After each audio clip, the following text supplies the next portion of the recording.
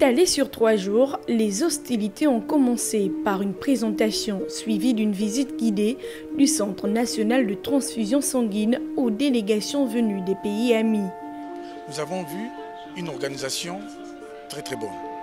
Nous avons vu un personnel qualifié à la tâche.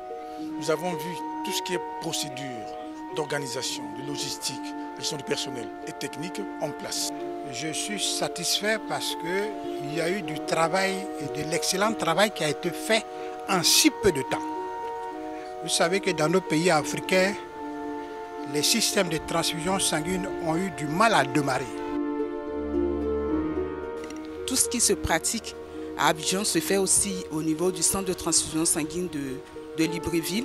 Et je suis vraiment émerveillée parce que là, les Gabonais ont du sang de qualité. Un tour des lieux qui a permis au Gabon de dégoter un accompagnement spécial dans le volet formation. Le centre inter-État d'enseignement supérieur dans la République d'Afrique centrale, le CIESPAC, dont j'ai la charge, est prêt à accueillir la requête du Centre national de transfusion sanguine du Gabon favorablement. Donc tout est à encourager. Les 2 jours restants se sont déroulés au Palais Léon-Bas, siège de l'Assemblée nationale, où les ateliers scientifiques ont fait place à des discussions profondes.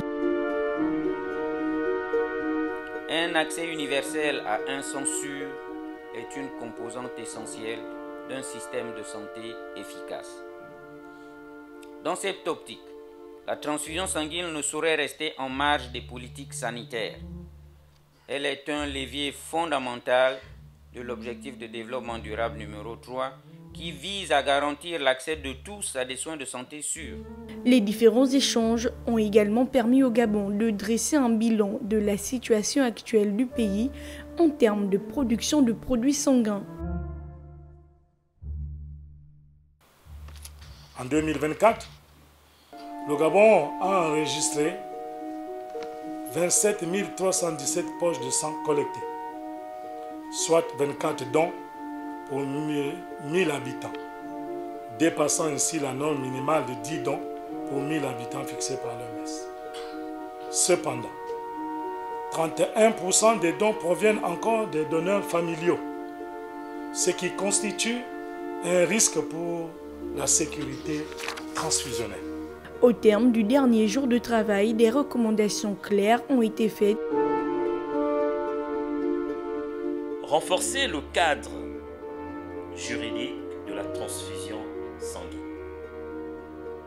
Renforcer la collaboration entre le Centre national de transfusion sanguine, tout ceci pour une transfusion sanguine sûre, durable et sécurisée. Premier événement du genre, les Journées nationales de transfusion sanguine ont surtout permis aux différents participants d'en apprendre davantage sur ce qui se fait ailleurs en termes de production de produits sanguins.